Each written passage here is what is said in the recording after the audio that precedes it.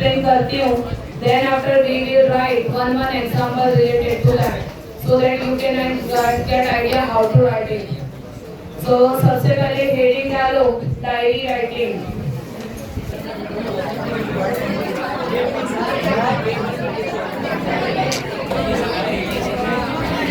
4 marker की आती है. सबसे पहले उसमें आता है डायरी और डायरी के और में आता है डायलॉग. मैं हमेशा जनरली बच्चों को ये रिफर करती हूँ कि आप लोग क्या लिखो डायरी. डायलॉग भी मैं सिखा दूंगी, उसमें कोई ना नहीं है, लेकिन सेफ साइड क्या रहेगी, डायरी क्यों रहेगी, वो अभी मैं आपको एक्सप्लेन करती हूँ. जैसे फॉर एन एग्जाम्पल आप यहाँ पर देख रहे हो कि ये जो मैंने पहले तो मार्किंग स्कीम डाली है वो अभी का रिसेंटली जो 2026 का मार्च का जो पेपर हुआ, और हर साल बोर्ड अपनी आंसर की डिक्लेयर करते हैं, तो वही आंसर की के अंदर उनकी जो मार्किंग स्कीम डाली है वही मैंने यहाँ पर लिखा है. मेरे घर का खुद का कुछ नहीं लिखा मैंने यहाँ पर. तो 4 मार्क्स पहली चीज की आपको मिलते कैसे है. First one is related two heading. Heading का कितना आ जाता है 0.5. नेक्स्ट वन यहाँ पर डाला है डेट, डे एंड टाइम. एक चीज यहाँ पर मिसिंग है और वो हम लिखेंगे, वो आ जाता है प्लेस. और ये 4 चीज लिखने का आपको कितना मार्क्स मिलता है 1. And the next one is related to content, और कंटेंट का कितना मार्क्स आपको दिया है 2.5. अभी इसका पूरा फॉर्मेशन अपने समझते हैं. फॉर एन एग्जांपल यही आपका क्या है, मतलब सप्लीमेंट्री का पेज है या बुक का पेज है. लिखोगे कैसे. पहली चीज डायरी के अंदर आपको बॉक्स बनाना नहीं है. शुरुआत कैसे करोगे, तो सबसे पहले हमें क्या लिखना होता है हेडिंग, और हेडिंग हमेशा आपका कहाँ पर आएगा, सेंटर में. सो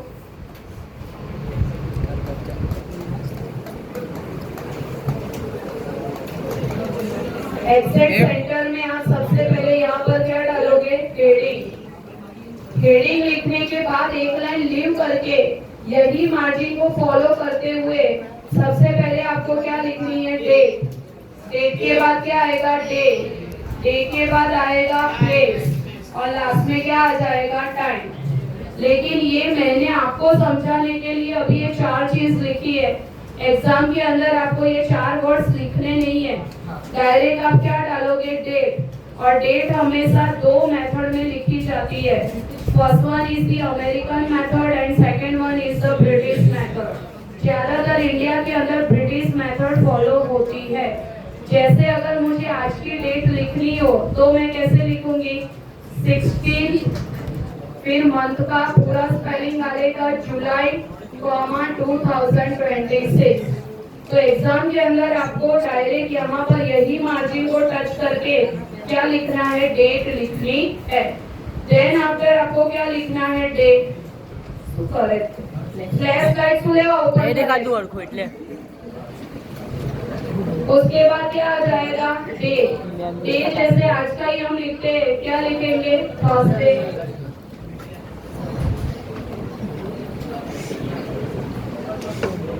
प्लेस के अंदर ज्यादातर अगर कुछ मेंशन किया है तो ठीक है, अदरवाइज आप क्या लिख दो, अहमदाबाद. और डायरी हमेशा रात के टाइम पे लिखी जाती है, दैट्स व्हाई हम टाइमिंग क्या डालेंगे, 10 PM. आया समझ में. पहले इतनी चीज. सबसे पहले क्या लिखोगे, हेडिंग. हेडिंग के बाद एक लाइन लीव करके क्या आएगा, डेट. डेट के बाद डे. डे के बाद एंड प्लेस के बाद टाइम.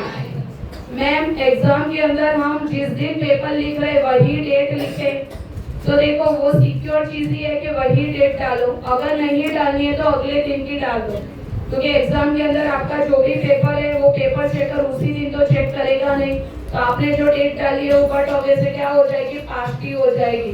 जैसे आज की मैंने अभी डेट डाली है रात के 10 नहीं बजे, लेकिन एग्जाम के अंदर आप वो करोगे तो उसमें कोई टेंशन नहीं. तो पहली चीज, डेट हमेशा कौन सी मेथड में डालोगे, ब्रिटिश मेथड. डे लिखोगे, डे के बाद क्या लिखोगे, प्लेस, एंड प्लेस के बाद क्या लिखोगे, टाइम.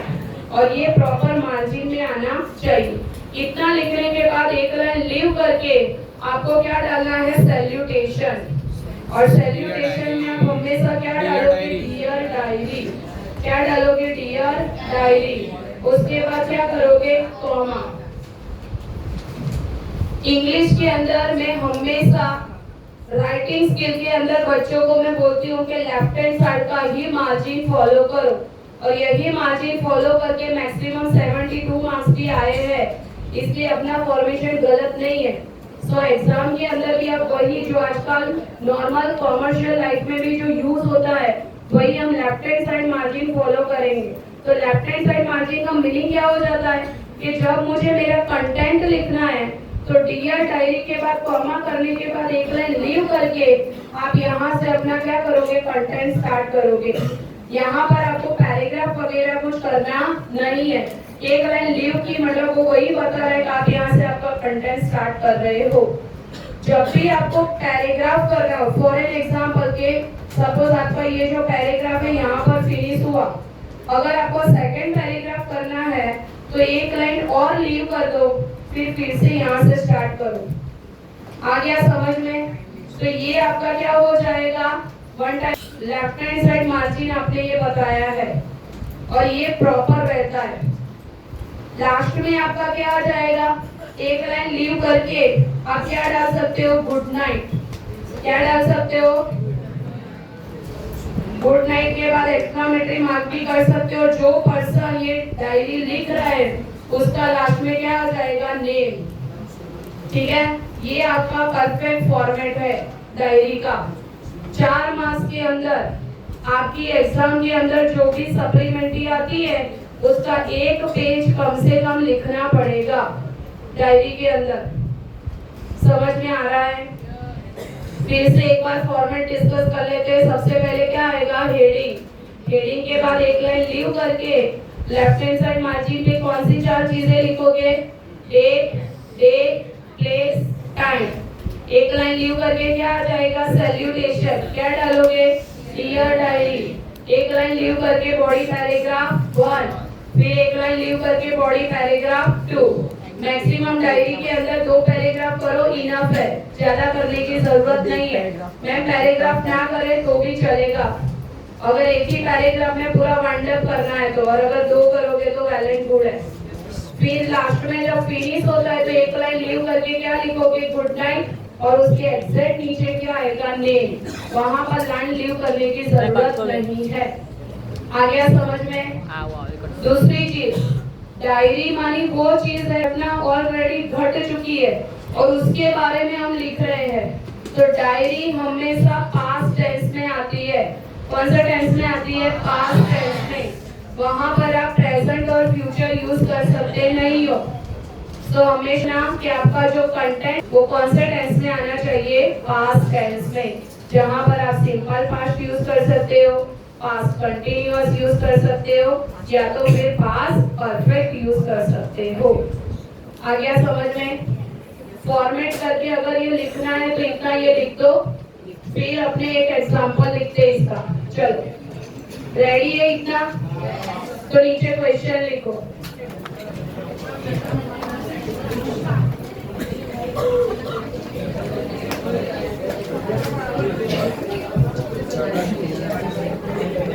डायमंड से लगी है, डायमंड से लगी है। नोट्स लाती है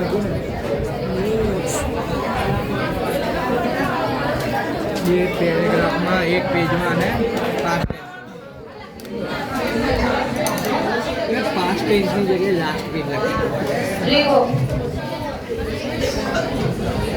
you recently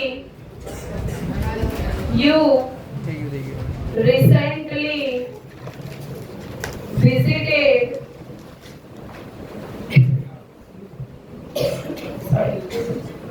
you recently visited a science exhibition. You recently visited a science exhibition in your school. In your school and enjoyed it a lot. And enjoyed it a lot. Full stop. Write a diary entry. Write a diary entry in about 100 to 120 words. Write a diary entry in about 100 to 120 words describing your experience and feelings. Describing your experience and feelings. Now just tell me कि हम इसके अंदर heading क्या लिख सकते हैं? Science exhibition लिख सकते हैं या तो फिर science exhibition in my school ऐसा भी डाल सकते हैं, लेकिन शॉर्ट एंड स्वीट से क्या लिखो? Science exhibition. अभी देखो हेडिंग लिखने के भी दो तरीके हैं। अगर आप चाहो तो पूरा कैपिटल लिख सकते हो, या तो फिर पहला लेटर कैसा रखो? कैपिटल, बाकी के दोनों क्या रखो? मतलब स्मॉल। मानी दोनों वर्ड का पहला लेटर कैपिटल रखना, साइंस का एस और एग्जीबिशन का ई डालो। चलो नीचे हेडिंग डालो और वो भी एग्जैक्ट सेंटर में डालना। जैसे यहाँ पर मैंने एग्जैक्ट सेंटर में हेडिंग लिखा है वैसे लिखो। चलो साइंस एग्जीबिशन। साइंस एग्जीबिशन लिखने के बाद एक लाइन लीव करके हम डेट डालेंगे। डेट आज की मत डालो, कल की डालो। तो कल कौन सी हो जाएगी? मतलब लास्ट यस्टरडे की। क्या आ जाएगा? 15 जुलाई। डायरेक्ट डेट ही डालना, डेट वर्ड मत लिखना। 15 जुलाई 2026। और लेफ्ट हैंड साइड मार्जिन मानी रेड लाइन को टच करके लिखना। वहां गड़बे करने की जगह मत रखना बीच में। और डेट के एग्जैक्ट नीचे कल का डेट डालो। क्या आ जाएगा? वेडनेसडे। मैंने यस्टरडे बोला, तुम जैसे बच्चों के लिए यस्टरडे वर्ड यूज करना पड़ा मुझे। अभी भी बोल रहे फ्राइडे, दोपहर और ढक्कन में पानी लेके। चलो एरिया मनी प्लेस हम डालेंगे अहमदाबादी। प्लेस के अंदर डाल दो अहमदाबाद और उसके एग्जैक्ट नीचे टाइम आ जाएगा। क्या डालोगे? 10 PM। 10 सेकंड लिखो जाओ। चलो अभी एक लाइन लीव करके क्या आएगा? Salutation dear diary. चलो एक लाइन लीव करके डालो डियर डायरी। डियर डायरी के बाद कॉमा करके एक लाइन लीव करके फर्स्ट पैराग्राफ हम लिखेंगे। लेकिन मैंने जो बोला वो क्या करोगे? रेड लाइन को टच करके ही लिखना। लिखो, today I visited. Today I visited the science exhibition. Today I visited the science exhibition organized in our school. Today I visited the science exhibition organized in our school. Full stop. It was a wonderful experience. It was a wonderful experience for me. Students from different classes. हाँ वो अभी understanding है, मैं नहीं बोलूंगी बार बार। मी के बाद full stop आएगा, that you know. Students from different classes prepared. Students from different classes prepared amazing models, models MODELS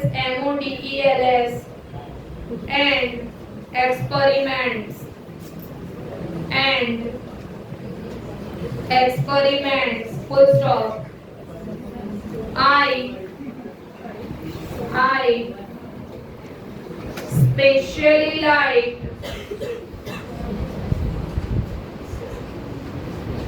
I especially liked the working model.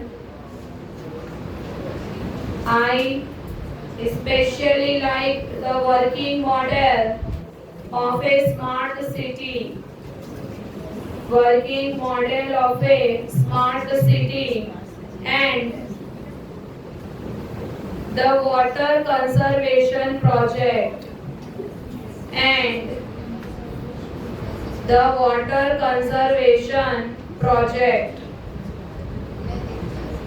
बच्चा पूछो फुल स्टॉप एक लाइन लीव करके नेक्स्ट पैराग्राफ और कहां पर touch करके लिखोगे लेफ्ट हैंड साइड लिखो the teachers explain the teacher explain every project the teachers करना the teachers explain every project very clearly every project very clearly I learned या तो learned भी लिख सकते हो LEARNT दोनों मतलब V3 हो सकता है that's why I learned many new things I learned many new things about science and technology about science and technology full stop I also participated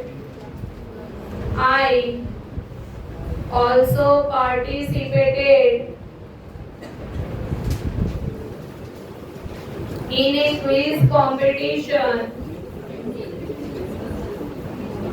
I also participated in a quiz competition and won second prize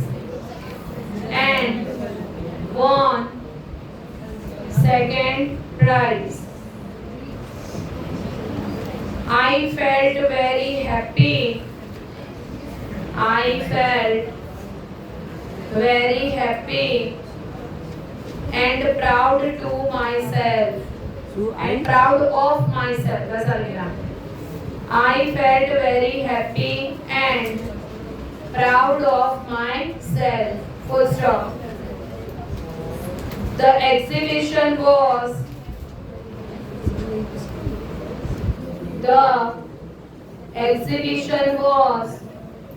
both educational and enjoyable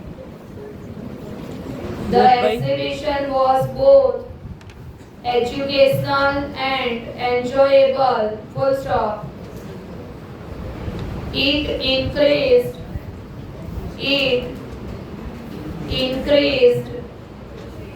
my interest in science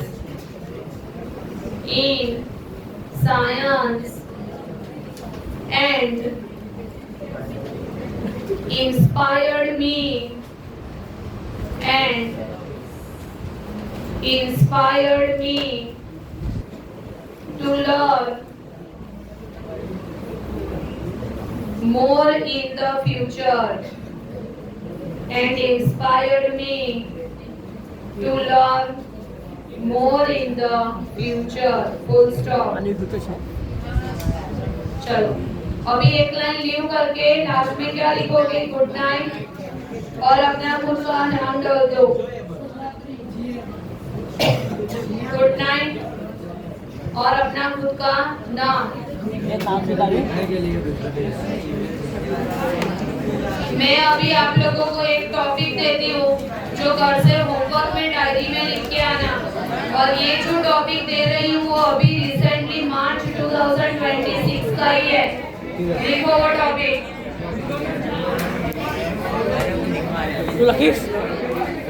you are question लिखो you are